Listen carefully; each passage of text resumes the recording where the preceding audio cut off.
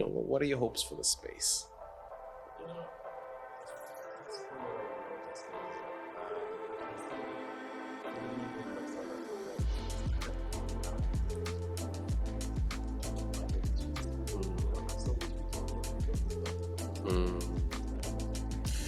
Budget issues, producers, budget issues.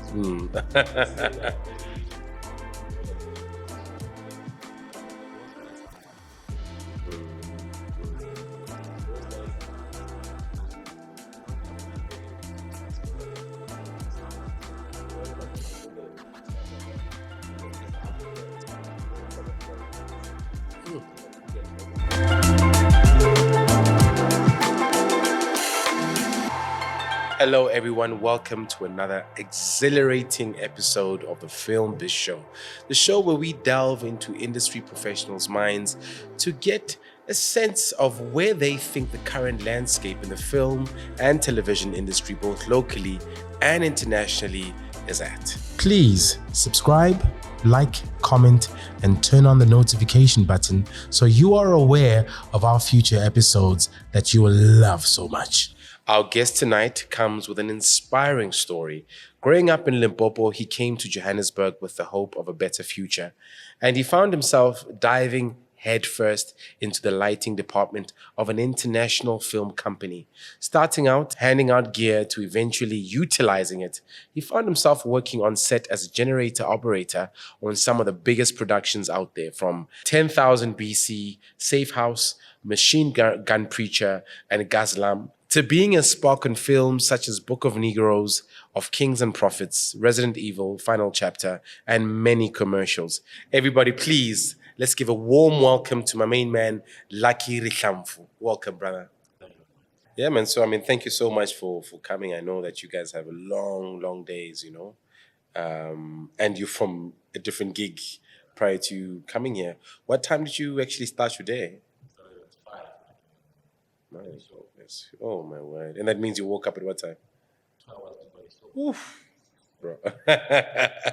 So I'm sure you're used to a 3-hour nights sleep. Oh man, it's hectic. But now I want to start the show a bit differently, because I know I don't want people to be thinking that, the work that you do is basically switching off the lights, switching it on according to what the DOP says. So I would like to start by maybe if you can give an explanation. What exactly does a gaffer do? Okay, a Gaffer is a lighting HOD in an easy explanation. And it's a person that deals with lighting and creating the picture.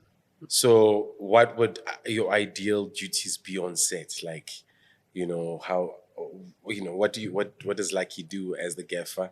And who's under him? What instructions does he give to those people? Okay, first of all, from the lighting Gaffer, you need to have a best boy, which is your second in command. Okay. From there, you have like I love the name, Best Boy. That's your best boy. Okay, yeah? Okay, then the assistant is assistant to the best boy. yes, Okay. we call them sparks, which are like electricians. That's just who knows a bit of electricity. So they would be ideally the ones who literally switch on the lights, and then you would say, okay, well, turn at this angle, because you see on set there's also the guy who's holding this metallic thing, the polyboard, which basically reflects the light. So what? The assistant would be the one who's holding the polyboard. Okay, interesting. So you are basically, so you were the HOD of the lighting department. You run that whole thing, and I'm seeing now with modern films being taken out, it seems like lighting is becoming more and more integral to the storytelling process. What is your process in the development phase? Ideally, what do you guys do to kind of prep for a shoot? Okay, so the action is not prepared like this. There's a secret where the whole production goes to like a location where you can do the shooting. So obviously the Gaffer and the DOP and the key grip have to be there, and then the DOP is going to show you all the locations and where you're going to be shooting. So then as a Gaffer, you need to like maybe have like a notebook where you write everything. that's where we do the lighting list. Like, okay, on a location like this, we have to use 1, 2, 3, 4, 5. Location like this, we have to use 1, 2, 3, 4, 5. And how much do you actually engage with the script? Or it's more based on what the DOP is saying, or DOP says this, then you're like, okay, in this, or you guys do more engaging with the DOP than anyone else? It normally depends on the kind of shoot and the budget. Some of the budget, they involve us to be part of it, script reading, but mostly then we like interact with the DOP. Because he's the one that's calling the shot. It's a very collaborative space that we're in, so I can get a sense. But now, you're from the Great North, from Limpopo, the province I love the most. Can you tell me a bit about your story growing up and how you actually eventually got to come this side in the City of Gold? Oh, okay. My story is really long, but I'll try to make it. We've got time, don't worry. Yeah, I know. As you know, that my name is Lucky. Yes, sir. Rihlampu. I'm not only a second name. No, you're very lucky. The 3, 4 names, I know. So my name is just like it. Like even on my ID is like that. I'm coming from a background. I know that most of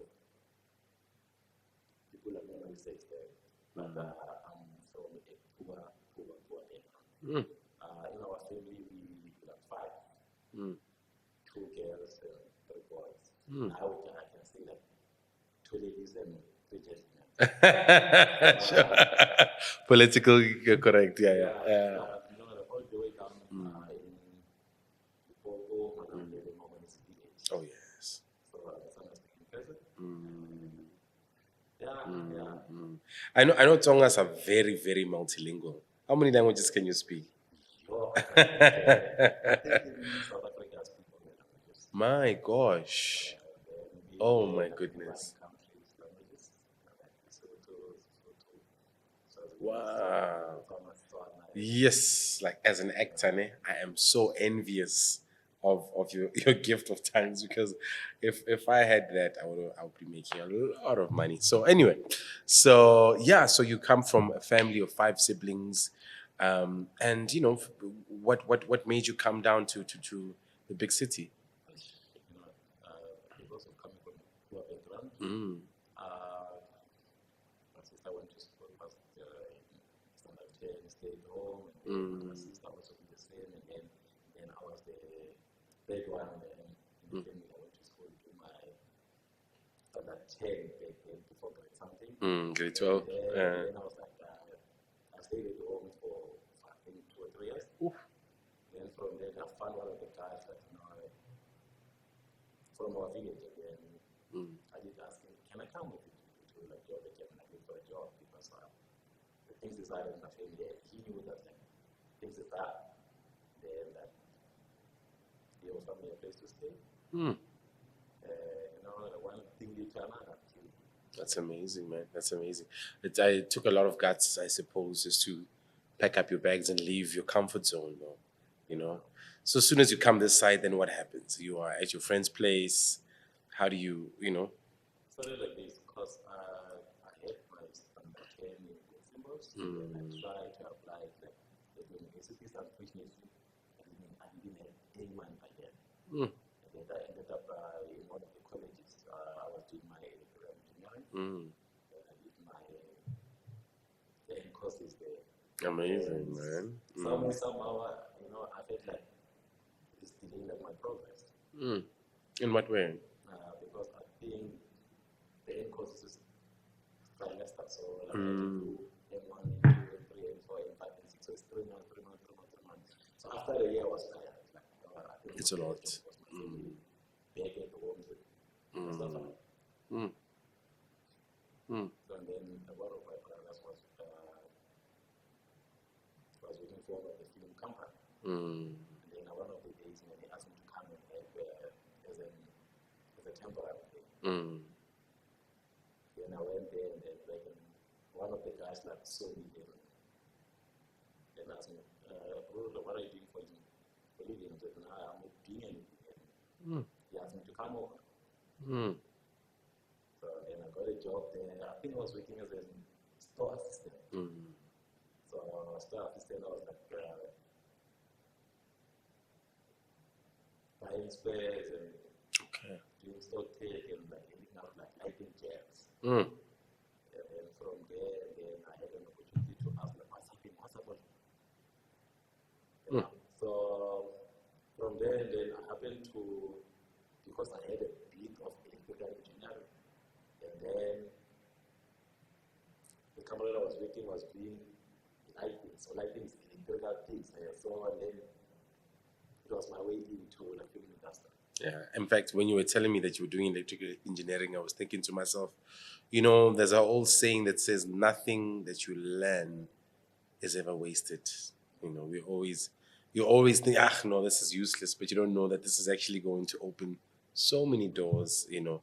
Yeah. So, okay, so what was this production that this guy saw you at, the first one where you were just helping out your brother? What? I went to Hotel Rwanda. Oh, wow. That's a big one. That's a big one. A few years there. Sure. So you started off quite big. You were discovered on a massive scale. Yeah, but I couldn't understand anything happening. I was just going there just to make some money. But that guy saw something in you. I'm sure that was. This is my kind of guy. Okay. I mean, now, you know, every department is important on set, but a lot of the time we don't really hear from the technical teams, you know, if we're to be honest. But from your perspective, is the lighting department valued as they should be in the industry? And how does that impact your work? How does, you know, putting more emphasis, more nurturing on this department actually impact the work that you do? Unfortunately, lighting department has never been mentioned in any way. Sort of the example for like the awards and stuff like that. We're not being given the chance or the reward that we deserve. Because believe me, each and every good film starts from like lighting department. Sure. Because you can have a big camera, but then if you don't have a lighting right, then you don't have a good picture. So you're saying there is a way for judges to look at, you know, films from last year and say, oh, that's a good lighting, that's better, okay. So you hear judges, let's come up with a category to give homage to our gaffers and our lighting department and the technical side of our industry, because it's more than just the pretty faces and the writing geniuses. It's, you know, there's a lot of people out there who are connecting this thing, making it work. So, okay.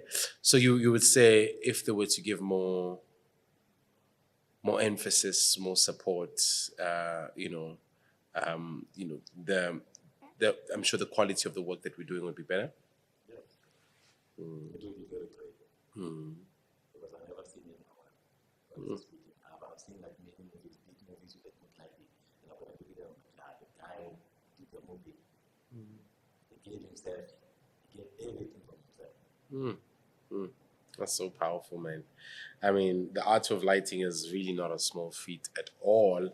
You know, it's a science as much as it is an art. It's like balancing the two. I mean, what processes do you go through personally as Lucky to prepare for a shoot? Especially ones with as much demand as films like, you know, Resident Evil, for instance, or, you know, just the bigger ones. So, you know, what would ideally be your process as opposed to a smaller production? I can start with a small production. Small production is just easy because they will give you the budget.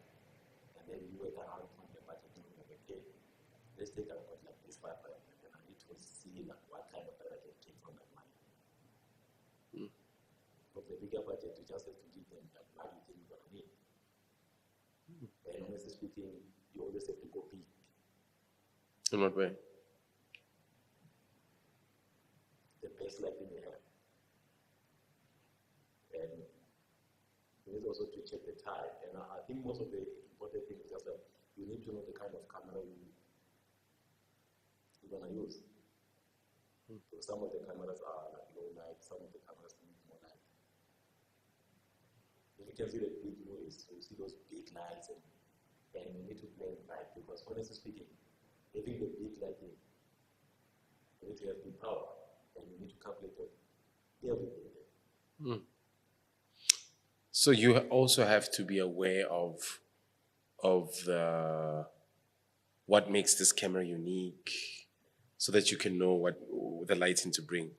But doesn't like this our current load shedding situation kind of hinder your process, because the bigger the lighting, the more the power.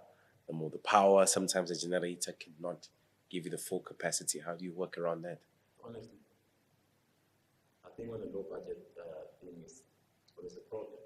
But they're not a bigger budget. And once you go big on like lighting, you need to get bigger generator and a good experienced generator operator. Okay, makes sense. So the more the money, the better. Just like in everything in life. Now you've had the privilege of working both in local and international industries. From your view, what are the differences like, and where do both industries actually achieve? Where do both industries lack? I'll start with like a local. Yeah. The only problem in like local is money. The budget is always low. You won't find a movie when they say it's a big budget. So like when you give them a lighting list, they'll say, I think, why don't you drop this at this? So then you end up using your bad option. Sure. But Lucky, sometimes I wonder to myself, man. I mean, with the high demand of South African content, and we're constantly working, do you actually believe we always have these budgetary problems, or do you think sometimes as producers we create these problems? I think we create these problems because there's no way. I'm sure Channel knows, okay, we have to give these people such amount, and yeah, it really breaks my heart when I always hear budget, budget, budget. But when you look in the parking lot, those Benzes are sparkling. We're not allowed to say it, but honestly speaking, I think this low budget thing is only happening in South African local industry. And I've seen it many times. I think we never had a shoot where they said this budget. Yeah. No. Every of the shoot, they tell you we don't have budget. So this let's work smart and advising. It's insane, man.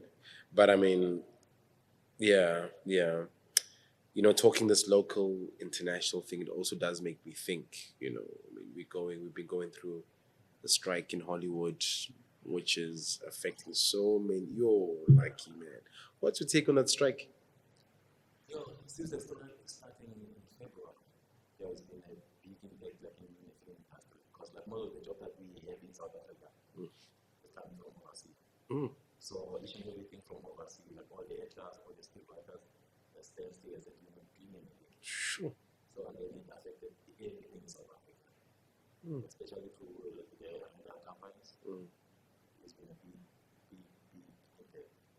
And since then, even now, they're still on strike. And I think it led to some of the companies where they are retreating right now. Because if there's no job, there's no money coming in. And the company can't sustain paying salaries from February until now. Like there's nothing's coming in. So does it make you? But I'm sure you're safe because you're a freelancer. How come, man? If this strike doesn't end, you might end up not getting anything. So if you don't have anything, then I think it's not.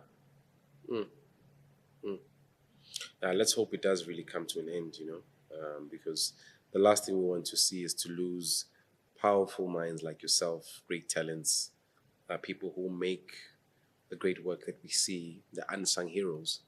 If we lose this skill set, this pool of knowledge, we're going 10 steps back. So yeah, man, I'm really hoping it ends.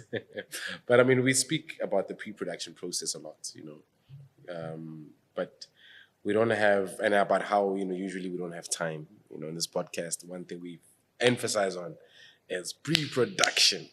But problem is the time is limited. I mean, it's a huge issue in the industry.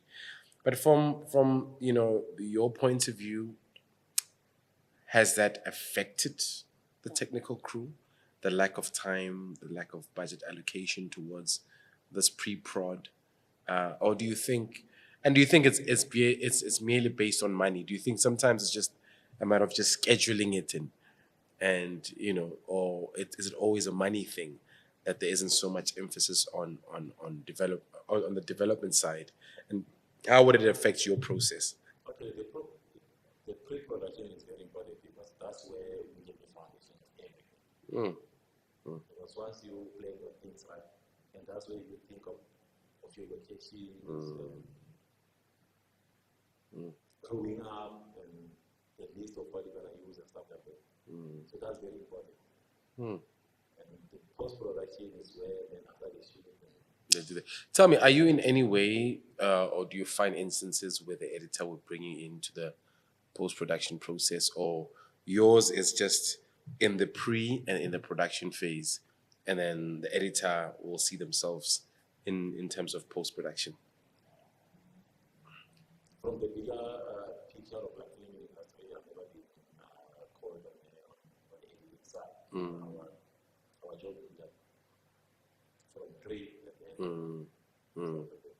Very interesting, man. I really love it, man. But I mean, as a gaffer, you've worked in huge productions like you, and that's where that's actually where you started in the bigger scheme of things. And many people, their wish, their career ambitions is to end up where you started. But you don't mind working on lower budget films. That's the funny thing, the short films, even films that may not be as well developed as the bigger budget films. I mean, how come you still lend your skills to various parts of the industry? I think what I've like learned is that I started to fall in love with film itself, and fortunately I ended in like lighting department. Interesting.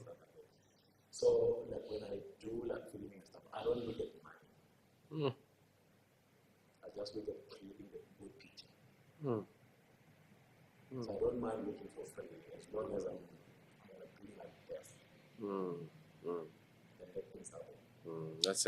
That's a very powerful way, of approaching the craft. And many short-sighted people will think, he's not talking. They don't know that on the long run, you're going to make more money than the one who's chasing every buck. And that's usually how it works, So I really respect you for that. I did many 3Ds where like I was told that, okay, you'll be doing a short film for 3 days or 4 days. This can come over. Please be aware that you don't have anything to give you. Sure. So I use my own petrol money, I use my own food and my own time. Sometimes you find out like when I was supposed to be busy doing something which was going to pay me, but I decided to be there because I want to gain experience. It's like I said that there's a need for me to be there. Sure. Yeah, man. That's what we call being purpose-driven, isn't it?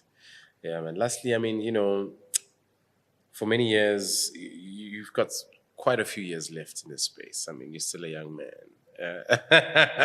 I know. So like he just told me his real age. I thought he's much younger than his real age. But you still have a lot of years left in this space. What are your hopes for the film and television industry, and what are your current favorite parts about it, and what do you hope what are your hopes for the space? The first point that I will not just raise is that I can see filming in like South Africa is kind of going down due to budget issues. I so wish we can get rid of these budget issues. Start making films. You know what? Budget issues, producers. Budget issues. I've seen like many, like many places where like in this Hollywood, those guys are like maybe I think 100 movies telling the story about like themselves. But like when I look at the pictures of what they do and the sound itself, in South Africa we're the best. If we can get rid of this budget, we'll get it right. I want to ask you a very direct question. I want to be honest with you. Do you think these budget issues are straight up a culture of corruption from producers? Or do you think sincerely we do have a sincere shortage of money?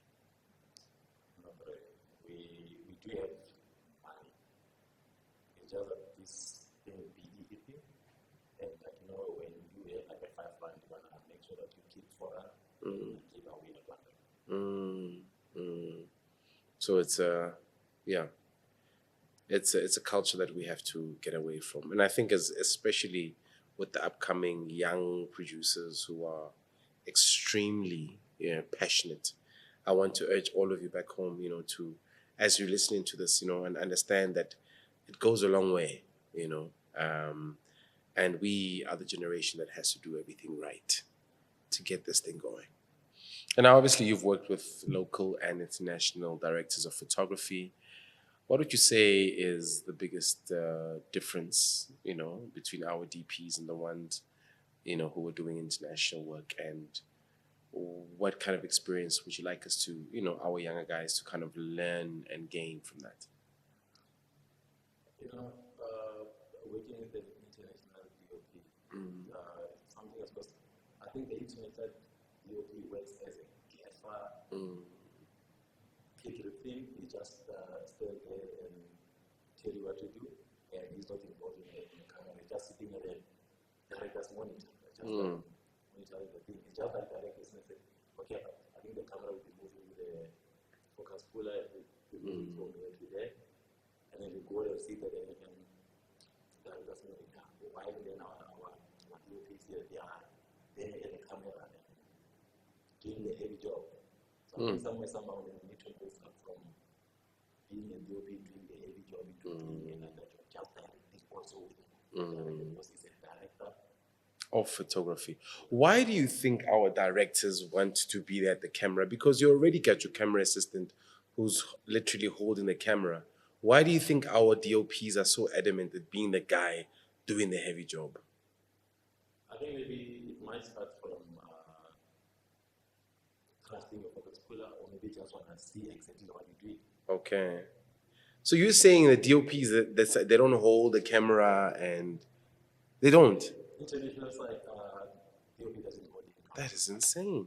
I've never worked in a production. The job is being done by the customer because he's the one that changing the lens. Yeah.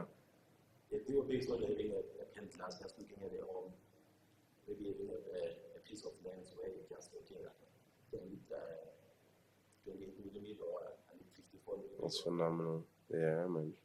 The focus puller is all just doing the job, changing the lens. Okay, in this thing I need to use the follow focus F3 or. Oh, I guess it's smart work over hard work. And I mean, obviously, I'm assuming with your huge amount of experience being on big productions, small productions, local productions, international productions, there must have been some experiences that have really stood out. Either touched you or reminded you, to have some form of gratitude for this path that you're walking. Do you mind sharing some of the experiences that you've had? An experience that might just stick out for you in your journey? You know what? Well, remember that. I think it's one of those because I had many memories. Okay. We were doing a movie in Botswana called Mandela's Star. Oh yes. One of the company. I think the only job I was a general operator. So I was, that side we were supposed to be there for a month and a half. So during the course, I think we're on a third week. The generator started, it cut it off. Oh my gosh. And we were doing night shift. Oh man. Like everyone was calling my name, and then I couldn't even know what to do. And so what I did there, tried to take my phone, tried to go South Africa, and unfortunately there was no signal. So everyone wanted to understand from me what's happening and how long should we wait? Because the filmmakers would ask you, you know what, we don't mind waiting, but how long? But I don't know what happened, and then I went to the channel and just opened the door, let it cool off a little bit.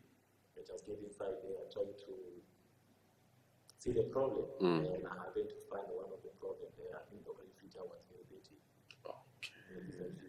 So I decided to take it out and try to clean it and then put it back and start the generator. And the generator was like, and everybody was going, Ay, ay, ay.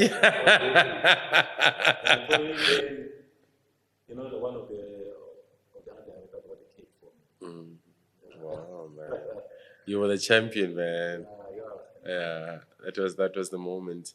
And you know, that's actually very touching, you know, because we've got no idea. When people are looking at just the front end, all we do is focus on the glitz and the glamour and the creatives. We've got no idea who actually makes this engine work, you know. So for me, brother, you know, I really just want to give you flowers for that, you know. And I want to encourage other young people to look at you as an example, to say, you know, you guys are the pillars in which, in fact, this industry stands. Okay. So now we move into a very exciting part of our show, which is the game section. It's called Game Time. We're going to be playing a game called Either Or. So basically, I give you two similar options, and then you take your pick. We just want to gauge your taste, you know, get a sense of what exactly you're interested in. And then, yeah, you just give us, you know, tell us why the choice that you've made so people can know you more. Awesome. So, natural appearing lighting or stylistic lighting? Oh, okay. Well, how come? I think, you know, I think for example,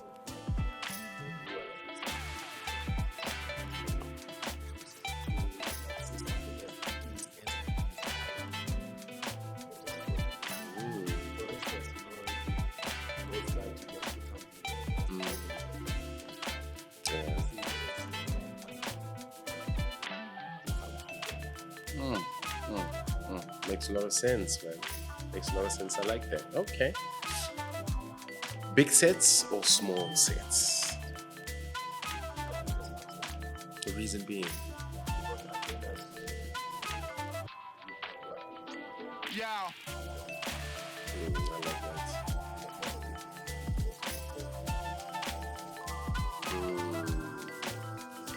It actually challenges your ability.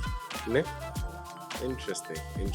I like that. Who would you rather work with? New directors or new DOPs?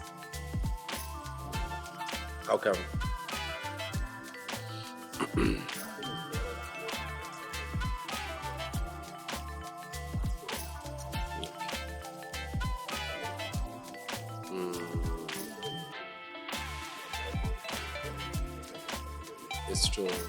It's true. There's no collaborative process there, ne? Exchange of ideas, yeah? Film shoots or series shoots? Okay.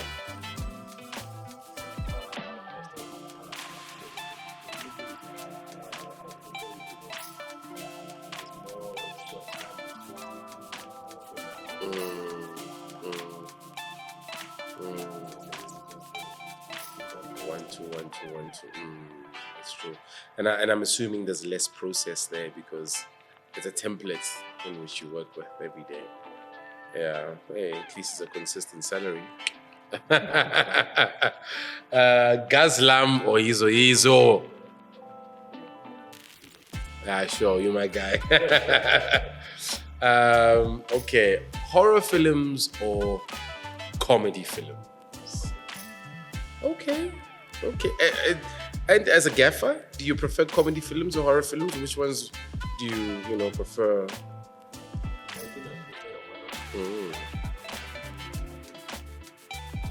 Okay, nice. Like as an audience member, I'm assuming. I mean, you do know, like it's almost like in South Africa we've got we've got like the pre-2010 side of our TV, and we have the current side of TV now, which is more urban and stuff that was currently doing post 2010. For you, would it be pre-2010 South African television or post 2010 South African television? Okay. Tell me your reasons.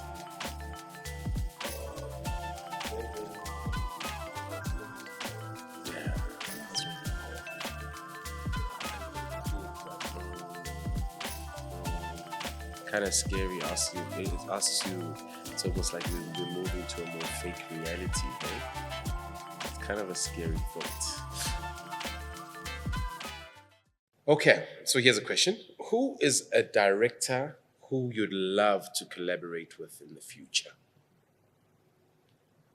There's a guy, I forgot his name, who directed The Lord of the Rings. Okay. I worked with him on a movie called Lady Grey. Okay. Eastern Cape, I think I forgot his name. Director who directed The Lord of the Rings. Let me just quickly ask my producer. She knows everything. Jules? No, it's Google, guys. She's Googling. Okay. But did you find him quite a resourceful? What was it about him and his process that makes you, want to repeat it? Peter Jackson. Peter Jackson. That's who it is. What was it about Peter Jackson that made you? The good thing about him that whatever that he does, he gives you a time to, especially in terms of looking the scene, he will give everybody a chance to prepare. Or for instance, like lighting department will be given the time to light it. Like he will ask you like how many minutes should I give you? And sometimes we will do like this. No, I think you have to do like this. You have to do like this. So he's also technically inclined, which I'm sure does help a lot. Ne? Yeah, that's interesting. Also Man. get to know the body one. As opposed to a director who's just confused and then they're just shouting. It's the technical side now. It's time to whatever you play. And there's then you have to figure out what he likes. Okay, so communication is a big part of this.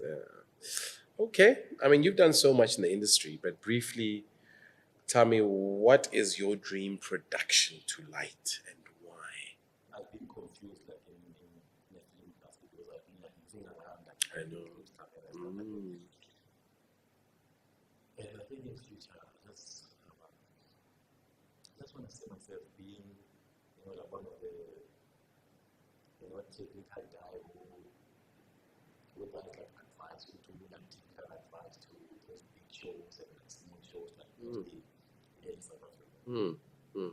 Okay. Because Well, I think the key thing is just like best like setup. like, yeah, I know definitely you're gonna be that guy.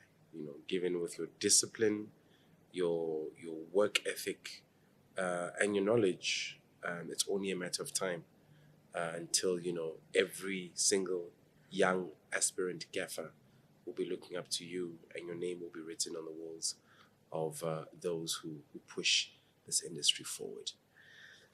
Now, since the industry often forgets, to publicly thank the technical team for their services, we here at the Film Biz Show would like to personally say thank you, my brother, for playing the role in which you've played.